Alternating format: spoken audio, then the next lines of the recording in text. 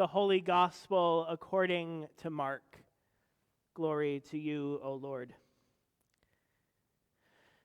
6 days later, Jesus took with him Peter and James and John and led them up a high mountain apart by themselves. And he was transfigured before them, and his clothes became dazzling white, such as no one on earth could bleach them. And there appeared to them Elijah with Moses, who were talking with Jesus. And Peter said to Jesus, "Rabbi, it is good for us to be here.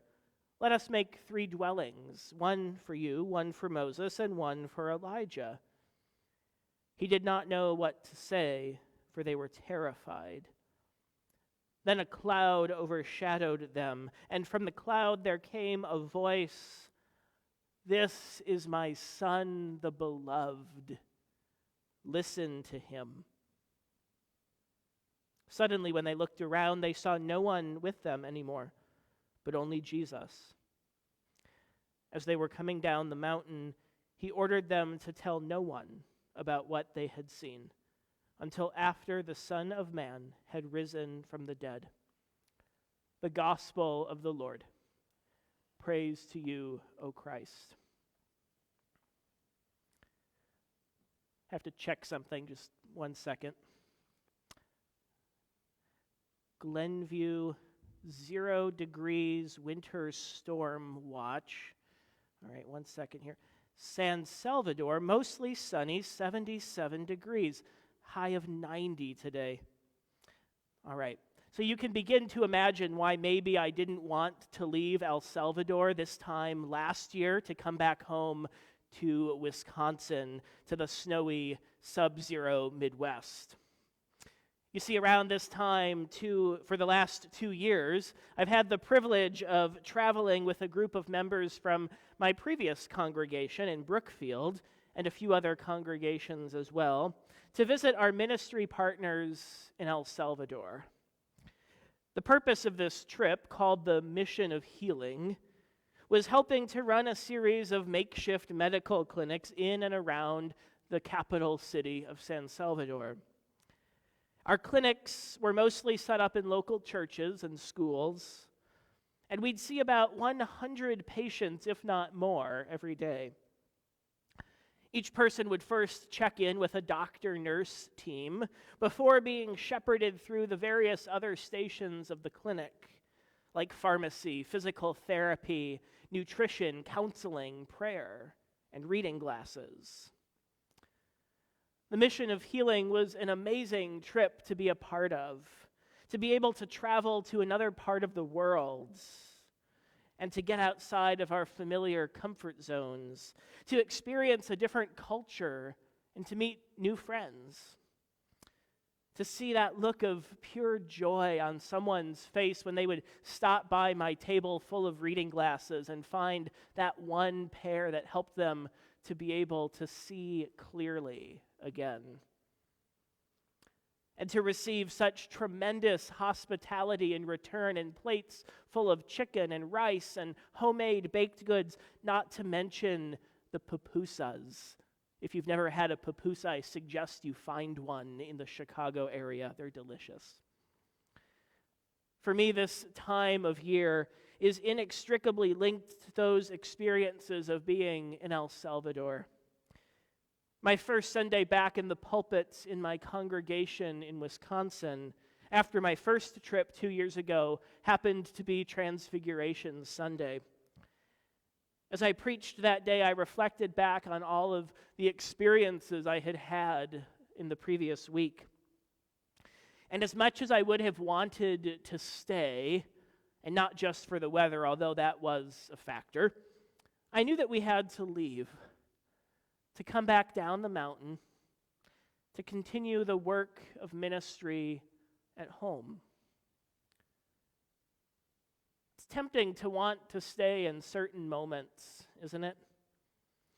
In a makeshift medical clinic in El Salvador, where we could actually see the tangible impact of our ministry firsthand, or in celebrations that mark our accomplishments at work or school, or in times of glory on the mountain with Jesus, These moments are happy and safe and make us feel good, and there's nothing wrong with them. But these moments are made for coming down the mountain. Coming down from the mountain doesn't take away from the experiences that we've had. If anything, those experiences give us strength for what's to come, whatever we might face at the base of the mountain. Strength to draw from when we most need it, when the dazzling glory of the mountaintop starts to grow dim and the doubt and the worry and the uncertainty starts to creep back in. Goodness knows that the disciples are going to need that strength as they move with their rabbi to the events of Holy Week, as both Mark's gospel and our own liturgical calendar begin to take the shift toward Jerusalem, toward Jesus' suffering and death, toward Judas's betrayal, Peter's denial, and the disciples' abandonment and fear. Goodness knows that Elisha is going to need that strength as his mentor Elijah is taken from him, leaving him to pick up the mantle and to continue the work of the prophets by himself. Goodness knows that we are going to need that strength as we face another COVID Lent. When by this time last year, COVID wasn't even on our minds, or at the very least, it was something that was not here.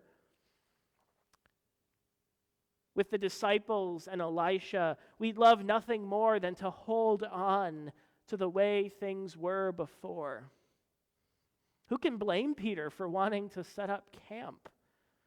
Only 6 days earlier, after his stunning confession of Jesus as the Messiah, Jesus went on to explain to Peter and the other disciples just what that meant. His suffering, rejection, and death.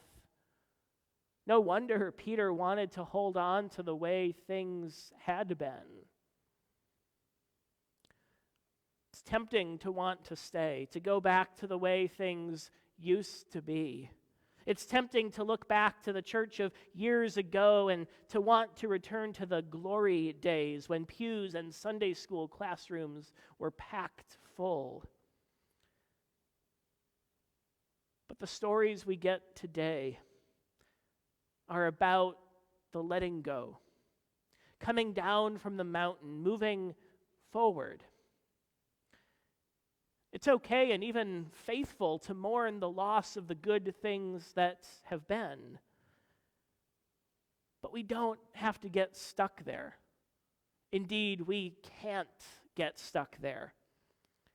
We can dare to dream boldly, to imagine what can be, drawing strength from those mountaintop moments when we most need them, drawing strength from the promises of God. This is my Son, the beloved. Listen to him. Words almost exactly the same as the words spoken over Jesus in his baptism, and now addressed to a wider audience that invites the disciples and us to hear those words as well. Jesus' belovedness goes with him to Jerusalem, even to the cross. The disciples' belovedness goes with them, even when they're terrified and don't know what to say. Elisha's belovedness goes with him, even as he tears his clothes in anguish and in grief. Our belovedness goes with us too. Even when the dazzling glory of the mountaintop starts to grow dim, and the doubts and the worry and the fear start to creep back in again. The blaze of the Transfiguration and the fiery heavenly chariots are moments of glory and affirmation of God's promises that give God's people strength for what lies ahead. And They remind us that God cannot and will not be contained by any one dwelling or experience alone. This morning, in a few minutes, we'll sing a hymn from the ELCA's new hymnal supplements, All Creation Sings, which says in part, "Justice, mercy, and compassion, these the booths Christ bids us build, that the earth he loves may flourish as each life with grace is filled." The blessing of the Transfiguration is made for coming down from the mountain. As we are filled and nourished in this space, we are also sent forth into the world for the sake of the gospel, for the sake of God's word of good news for all creation, for the sake of the work of justice and mercy and compassion. I miss the people and the experiences in El Salvador, and I mourn not being able to be there. But the gifts of those experiences remain with me. Every time I look at the cross painted by a Salvadoran pastor friend of mine that now hangs on the wall in my office, or every time that I wear this stole that I purchased on my first mission of healing trip, I draw strength from those experiences for the present moment. The blessing of those experiences didn't end on the plane ride home, but continues even to this day.